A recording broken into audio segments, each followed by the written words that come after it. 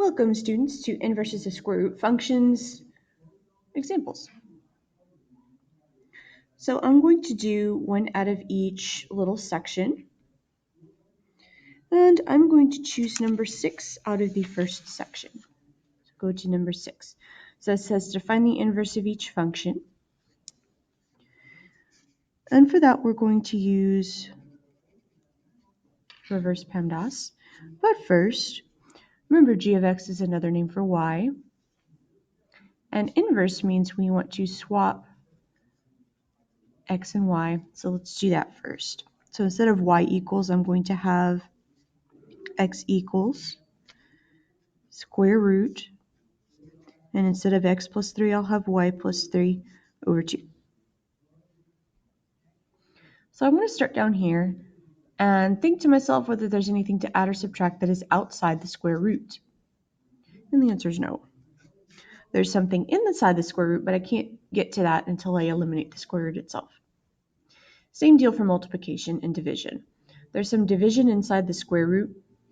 I'll make sure that when you write it, that it looks like it's inside there. So there is division inside the square root, but not outside the square root, so I can't do it yet. Cross that out. And then now I'm on my exponent step. So for my exponent step, I need to cancel out that square root using a power of 2. So the power of 2 cancels out the square root because they're inverses. So then I have x squared equals y plus 3 over 2. And then once I am back inside my parentheses or my square root symbol in this case, I go back to the bottom. Now here's the part that can be confusing for people. When you have a fraction, anything in the numerator like that is really in parentheses. We don't usually write the parentheses, but these two are grouped together and the 2 is actually outside of that. So when you look at your steps here and you look at add subtract, don't subtract that 3 yet because first we have to get rid of this denominator. So to get rid of a divided by 2, I'm going to multiply by 2. So that gives me 2x squared equals y plus 3. And then finally I want to subtract 3. And I end up with y equals 2x squared minus 3. Now I'm going to go ahead and graph that so you can see something.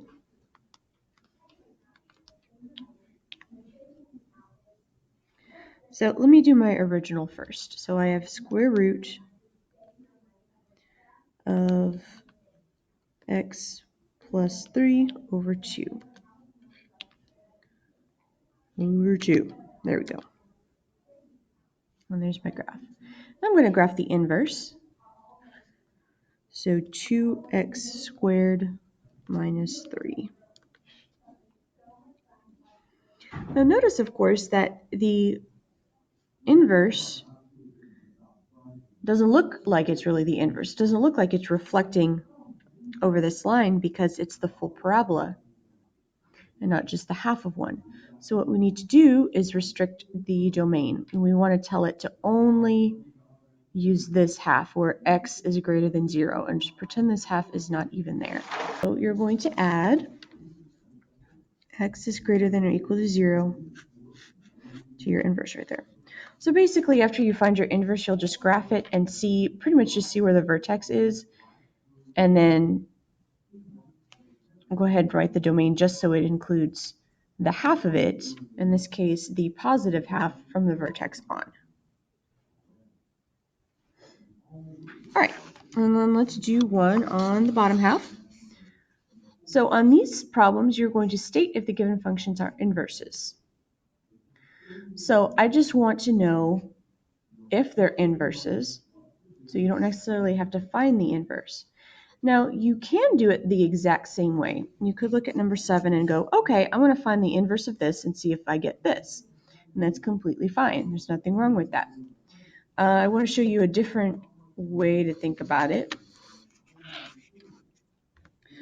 I'm going to start a new graph page here. Actually, let's do, I'll do number 9. Okay, number 9. All right, so I'm going to graph negative 3 minus x squared. And then I'm going to graph square root of x plus 2. Oops, and look what I did. So that plus 2 needs to be outside the square root, so make sure you press the right arrow, which I did not do. Plus 2.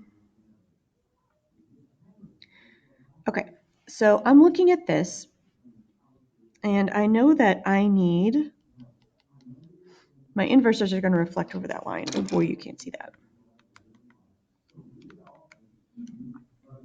Okay. Zoom in. Okay, so I need my inverses to reflect. Let me add it. Your inverses are going to reflect over the line y equals x. Look at that green line there. Kind of looks purple on the video, but it's actually green, believe it or not. So do this square root and this quadratic reflect each other over this line, even if you just look at the half of it? Not even close. There's no reflection going on there. It would have to be here.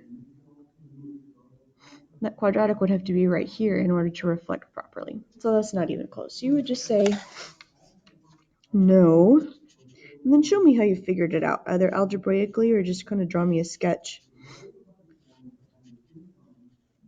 And then show me, hey, yeah, those don't even come close to reflecting.